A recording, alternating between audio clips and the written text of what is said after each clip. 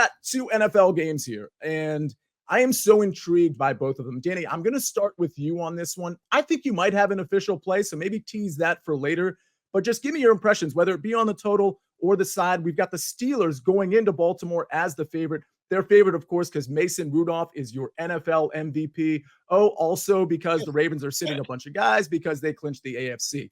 35-point total here. I am so intrigued by this. I've really flip-flopped back and forth on the side, but I want to hear your thoughts on this game. Yes, yeah, you're right. I do have an official pick on this side, and I will be making that later in the show. So be sure to stick around for that because it's a strong take, actually. I'm pretty bold in that opinion. But I'm looking at the under as well, potentially leaning towards that side. Looking like weather conditions are going to impact this game, coming down on some books to 34.5 now.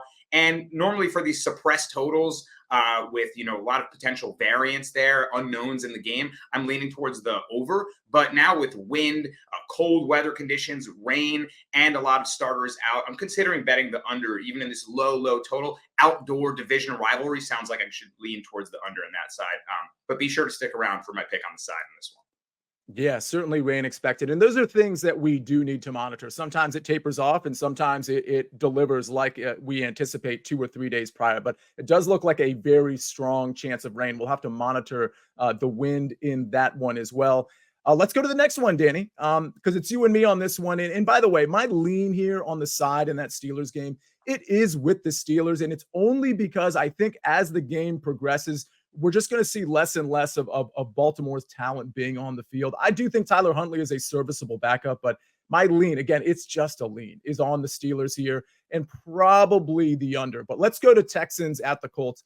I mean, I love this game for so many reasons. I've already put a prop up on SportsLine as of last night on this game, and I expect I'm going to put at least one more prop and maybe a side in this one. But Danny Brasco, the Texans certainly seem like the better team than the Indianapolis Colts when you just kind of evaluate it from top to bottom. With that said, Houston does have some injuries on both sides of the ball. I mean, we know some of that defensive line might not be there. A lot of question marks on the defense. Tank Dell certainly not going to be in this game.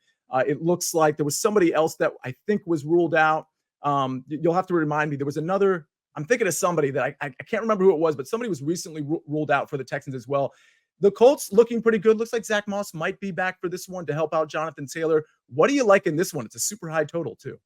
Yeah, this is a really intriguing game, probably the most interesting of the two on the Saturday slate here, with basically the winner into the playoffs securing a berth and the loser going home. So I'm really excited to see what C.J. Stroud, the standout rookie, is going to look like going on the road in this big moment, right? We've seen him be a big game quarterback before, but what about in the NFL here? So will the jitters get to him, or will he show that mental, poise and be able to get it done on the road? I'm leaning slightly towards the over in terms of the total. I do have a pick on the side for my official play, but I think both these teams, sort of indoor environment teams, I'm expecting offense in this one. Gus Bradley, defensive coordinator of the Colts, plays this soft zone defense, and I think C.J. Stroud might be able to succeed against it through the air. So I'm looking for points in this one, and I'll get it more into that game in a little bit, Sia. So what's interesting, and the guy I forgot, by the way, Danny, was Noah Brown. Let me offer you this take before we get into our official bets. Because without Noah Brown and without Tank Dell, and with the soft zone that you're talking about, we know this secondary can be exploited. One of the props I'm at least considering, this is not the prop I put up on SportsLine, was, we don't need to worry about the number because this affects the total more than anything, is C.J. Stroud completions. Because I do think without Tank Dell, you can't, and even without Noah Brown, you can't stretch the field quite as much. And I see a situation where we're completing a lot of passes, but they're not necessarily downfield. And that's also kind of milking the clock a little bit as well. And so maybe because of that, I kind of lean, and we know the Colts are going to try to run the ball. I kind of lean towards the under, but also maybe completions for CJ Stroud, because I do think he's going to have a good game. Your thoughts there?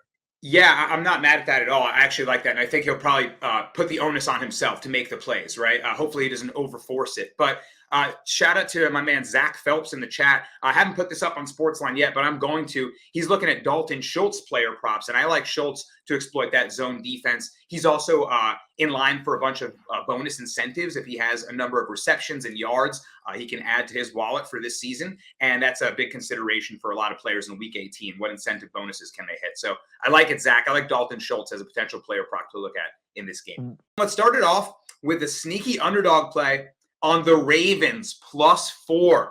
Now, I like this because it's sort of fading a narrative that feels a little bit obvious. We know Lamar, Zay Flowers, Odell, so many great starters on the defense. They're all going to sit, and everyone's going to go bet the Steelers because they need to win to get in. They also need some other things to happen.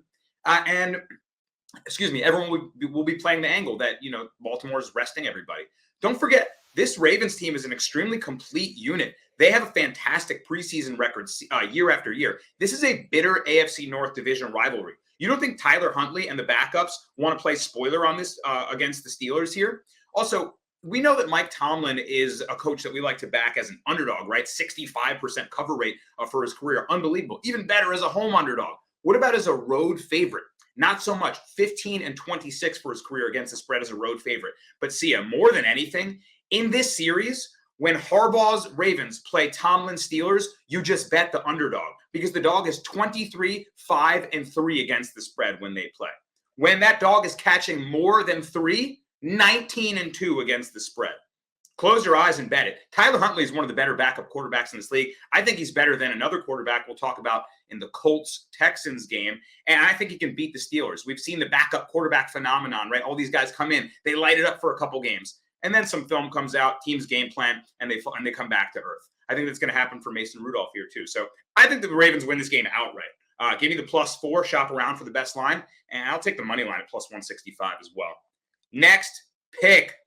Give me the Houston Texans to get themselves into the playoffs and get over the Indianapolis Colts. I feel this Colts team has overachieved all season. I faded them last week, and I got that backdoor cover. What a catch by Devontae Adams to cover the +3.5 there. But in that game, it was another microcosm of a lot of how the Colts season has gone. They're a team with a 9-7 record that projects more like a 7-9 team. They've been outgained in so many games that they've won. They have a negative point differential. And in that Raiders game, they were given a big chunks down the field, a game that they got outgained in and still found a way to win. So I think, you look at stats like that, it shows that the luck's about to run out. And I think C.J. Stroud is poised to beat, like I mentioned before, this Gus Bradley zone-heavy defense. Stroud's numbers go way up against the zone coverage. And I think in his rookie season, this will be a stamp on an excellent campaign for him. So give me the Texans to get past the Colts here. Minshew, turnover liability. DeMeco Ryans got a scrappy team. I like the Texans here. See ya.